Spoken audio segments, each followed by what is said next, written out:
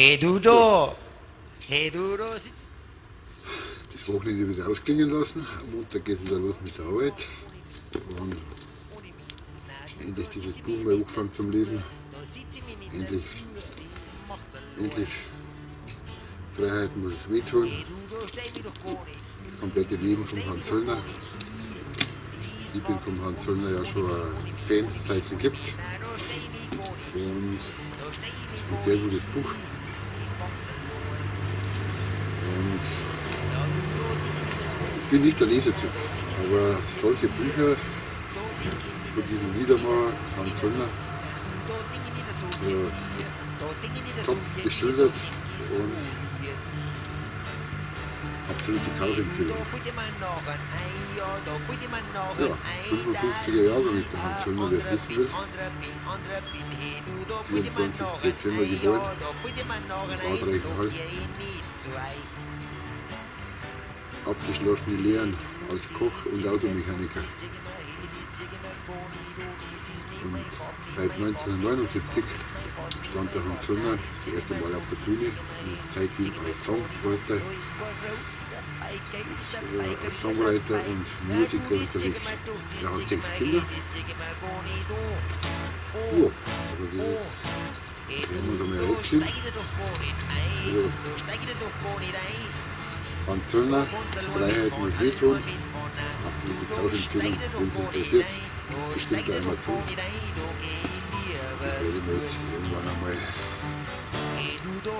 Step by Step durchlesen. Und sehr interessant.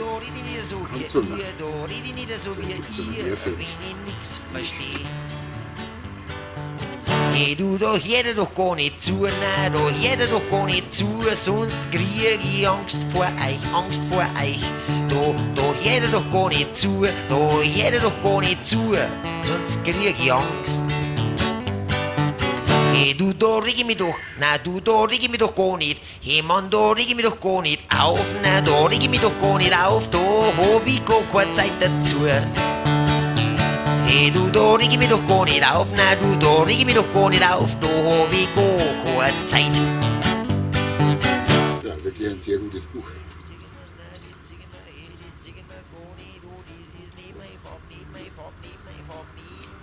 Feierabendhalbe, Wochenendhalbe.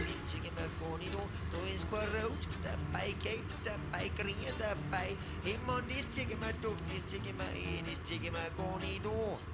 Oh, hey du, da bitte mir nachher, ein, dass ich ein anderer bin.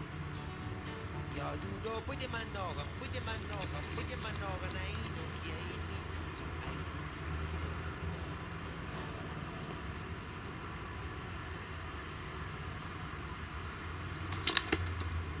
Na gut. Hans Zollner. Zieht euch es rein. Ein schönes Buch. Kann ich nur empfehlen. Hans Zollner, seine komplette Biografie, alles drin. Absolut geil. Ich lese mal hinten kurz durch. Eine Zeit lang war ich das Kind meiner Eltern. Dann war ich eine Zeit lang Koch und dann eine Zeit lang Mechaniker.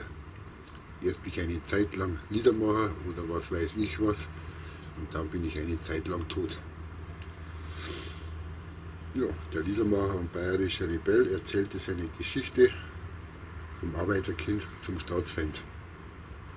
Vom Kochlehrling und Kämpfer für die Freigabe von Marihuana zur Stimme Bayerns. Ein wirklich wahrer Schelmenroman. Hans Zollner. Also mit diesem Sinne wünsche ich euch wieder eine wunderschöne Woche, angenehmen Arbeitsgeist und also dann, ciao, servus, macht's es gut.